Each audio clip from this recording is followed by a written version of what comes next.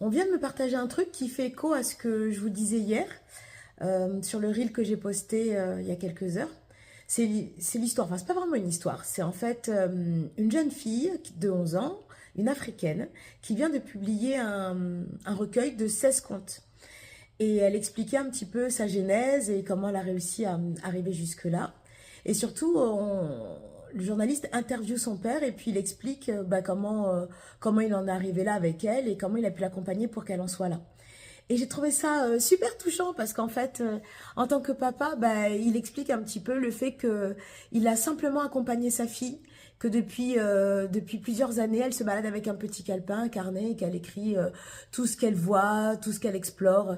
Et lui, il a laissé libre cours à tout ça en fait. Et je me dis, mais vraiment, ça rejoint ce que je dis sur le fait d'oser être soi et de côtoyer des gens qui nous accompagnent dans ce qu'on est. Que ce soit des amis, que ce soit de la famille, je crois qu'encore plus les proches que le reste, parce que bon, à la limite, bon, si tes profs, ils te soutiennent pas, si ton coach, il a pas remarqué les qualités que tu avais, si, voilà, si le reste de l'univers ne te soutient pas, il faut au moins que ton environnement proche puisse t'accepter comme tu es et t'accompagner.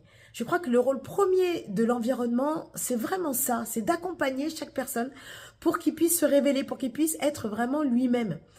C'est tout l'enjeu, quoi, en fait. C'est vraiment le but de la life. C'est quand on se pose la question du pourquoi on arrive sur Terre. Pour moi, la seule vraie réponse, c'est on est là pour se révéler. On est là pour se découvrir et ensuite s'ouvrir au monde. C'est-à-dire que je fais mon travail intérieur pour savoir qui je suis, ce que je veux, qu'est-ce qui me fait vibrer, qu'est-ce qui me fait kiffer.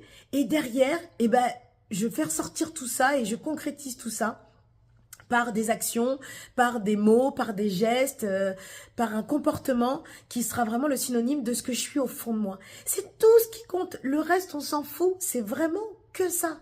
Donc, arrêtez, ou arrêtons même, je dirais, parce que je m'inclus là-dedans, arrêtons de nous prendre la tête et arrêtons de côtoyer des gens qui ne nous permettent pas de nous révéler.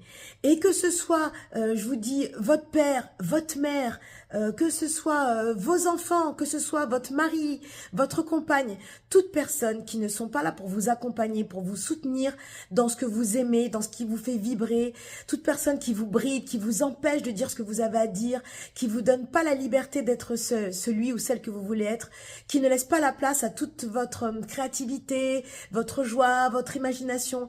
Ces gens-là, ciao, ils dégagent de votre vie. Ils n'ont pas leur place dans votre vie. Parce que vous avez autre chose à faire. Le temps est compté. Vraiment.